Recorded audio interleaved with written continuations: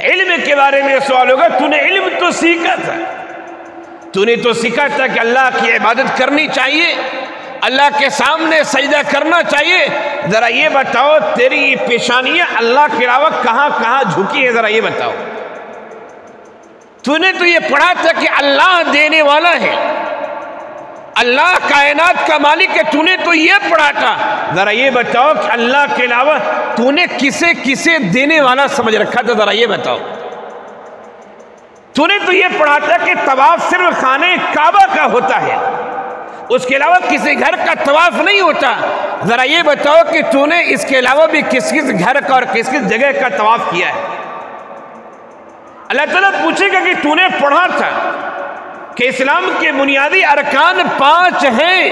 ذرا اپنے عقیدے کا حساب دے دو، ذرا اپنی نماز کا حساب دے دو، نماز کی کتنی پابندی کی اور کتنی نمازیں چھوڑی ہیں۔ تم نے تو یہ پڑھا تھا کہ اتنا مال ہو جائے زکوٰۃ دینا ہوتا ہے، ذرا مال کا حساب دو، زکوٰۃ دیا کہ نہیں دیا۔ تو نے حج کے بارے میں پڑھا تھا، تو نے فلاں کے بارے میں پڑھا تھا، ذرا یہ بتاؤ تو نے عمل کتنا کیا تھا۔ تیری تقریریں تو لمبی لمبی ہوا کرتی تھی،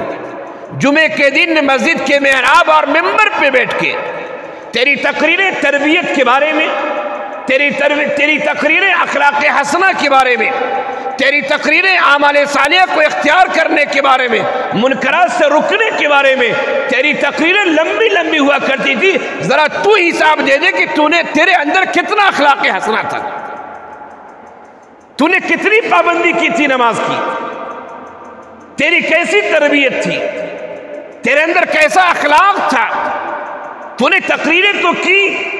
پبلک کو سمجھایا، طلبہ کو سمجھایا، لیکن ذرا یہ بتا کہ تو خود کتنا فرائض پر عمل پیرا تھا۔ ایسے سنگین لمحات ہوں گے دوستو،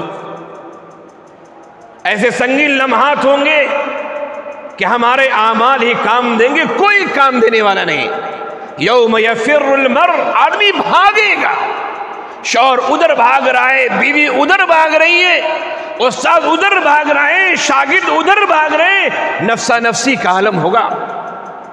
اللہ یہ کہ اللہ کا فضل ہو جائے، کرم ہو جائے، اس کا احسان ہو جائے، اور اللہ ہم سب کو ان لوگوں میں شامل فرما دے جن کے بارے میں کہا گیا تھا سبعۃ یظلھم اللہ فی ظل یوم لا ظل الا ظلہ،